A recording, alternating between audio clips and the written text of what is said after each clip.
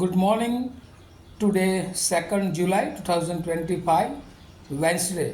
Wisdom of word of God morning ડિવોશનમાં આપ સર્વનો ફરી આવકાર કરવામાં આવે છે અને પ્રેમી સલામ પાઠવવામાં આવે છે.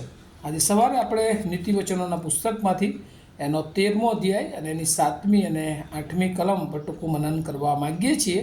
પ્રોવર્બ્સ ચેપ્ટર 13 વર્સ 7 એન્ડ 8. અને પ્રભુનું વચન આપણને આ પ્રમાણે કહે છે, એવા લોકો છે કે જે દ્રવ્ય પ્રાપ્ત કરવા છતાં છેક કંગાલ હોય છે. એવા પણ છે કે જે પોતાને દરિદ્રી બનાવી દેવા છતાં ધનાઢ્ય હોય છે. દ્રવ્યવાનના જીવનો બદલો તેનું દ્રવ્ય છે, પણ દરિદ્રીને ધમકી સાંભળવી પડતી નથી. NIV બાઇબલ પ્રમાણે, one man pretend to be rich yet has nothing, another pretends to be poor and has great wealth.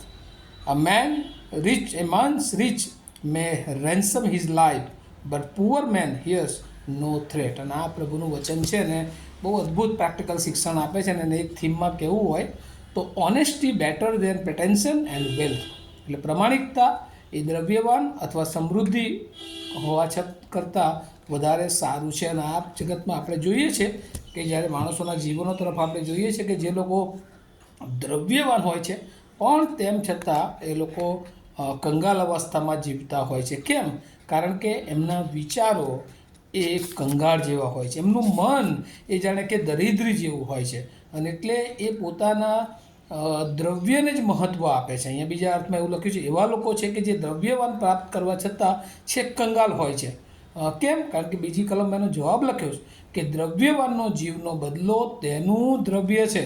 કારણ કે જે લોકોની પાસે વધારે દ્રવ્ય હોય છે, બધા જેવો હોતા નથી, પણ કેટલાક લોકો એ દ્રવ્યવાનને પોતાનું જ સર્વસ્વ સમજતા હોય છે.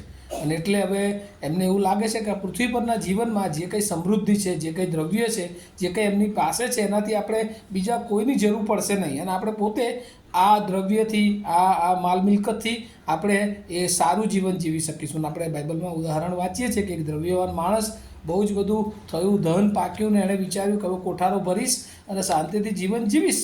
પણ ઈશ્વરે એને કીધું કે હું આજે રાત્રે તારો જીવ લઈ લેવા ચાહું છું.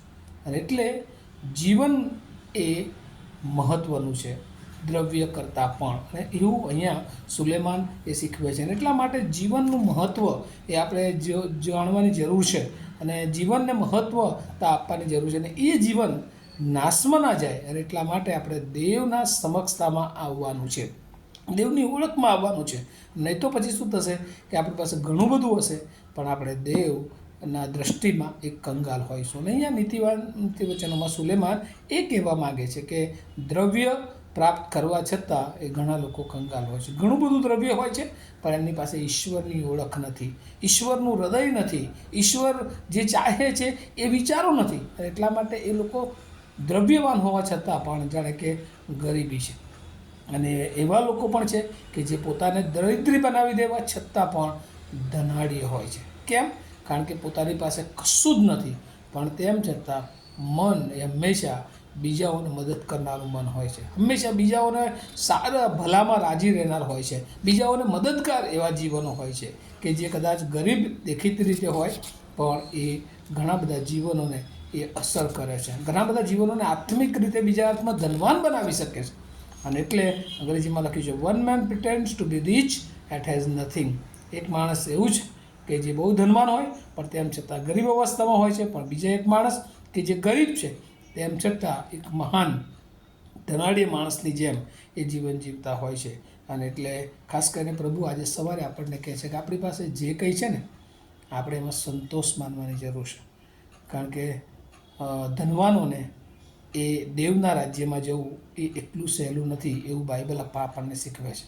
કારણ કે જે લોકોની પાસે દ્રવ્ય છે એનું ચિત્ત, એનું મન એ દ્રવ્યમાં રહેતું હોય છે. પણ જેની પાસે કશું નથી ને, ગરીબ છે પણ હંમેશા એ દેવ તરફ લક્ષ્ય રાખતો હોય છે. અને આજે સવારે પ્રભુ આપણને બધાને શીખવે છે, ચોક્કસ ધનવાન હોવું, સમૃદ્ધિ હોવી, વ્યવસ્થા હોવી એ બધું ખોટું નથી, પણ પ્રાયોરિટી, પ્રાથમિકતા એ પ્રથમ એ ઈશ્વરને આપવાની બાબત એ આજ સવારે પ્રભુ આપણને શીખવા માગે છે.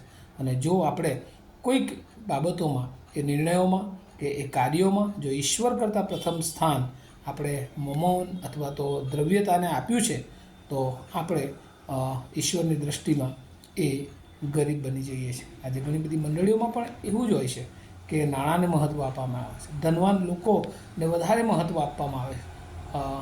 ચોક્કસ એ મંડળીની વૃદ્ધિને માટે, પણ મંડળીની ખરી વૃદ્ધિ એ તો ઈશ્વરની હાજરી, પવિત્રતા અને ઈશ્વરની ઈચ્છા પ્રમાણે કાર્ય કરવામાં હોય છે.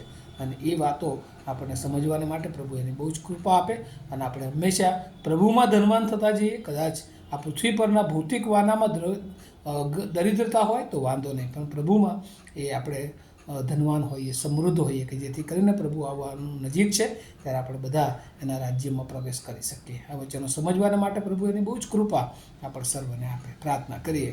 અમારા જીવતાને પ્રેમાળ ઈશ્વર, અમે બહુ આભાર માનીએ છીએ આજે પ્રભુ દરિદ્રતા અને ધનવાનપણું અથવા સમૃદ્ધિ વિશે તમે અમને શિક્ષણ આપ્યું છે. ચોક્કસ આ પૃથ્વી પર એ ધન, મિલકત, નાણાં એ બધું અમારી જરૂરિયાત છે, પણ પ્રભુ અમારો એક ગોલ ના બની જાય. પ્રભુ અમે એને આધારિત ના બની જઈએ. અને એટલે આજે સવારે પ્રભુ અમે ઘણી બધી વાર એ આ પૃથ્વી પર ધનવાન હોવા છતાં પણ આત્મિકતામાં પ્રભુ દરિદ્ર બની જઈએ છીએ. અને આજે સવારે તમે અમને સમજાવ્યું છે, અને એટલે પ્રભુ અમે પૃથ્વી પરનું નહીં પણ સ્વર્ગ ઉપરનું વાતો પર ચિત્ત લગાડીએ અને પ્રભુ તમારી તરફ વધુને વધુ ઝુકાવ હોય મારો, તમારી સેવા માટે વપરાઈએ અને હંમેશા નમ્રતાથી અમારી પાસે જે કંઈ છે એ અમારું પોતાનું નથી પણ તમારું આપેલું ભેટ છે એમ સમજીને અમે બીજાઓને માટે એ બધી બાબતોને વાપરનારા બનીએ એવી પ્રાર્થના ઈસુ પ્રભુના નામમાં સાંભળો, તેનો સ્વીકાર કરો. આમીન. Have a nice day to all of you. Thank you.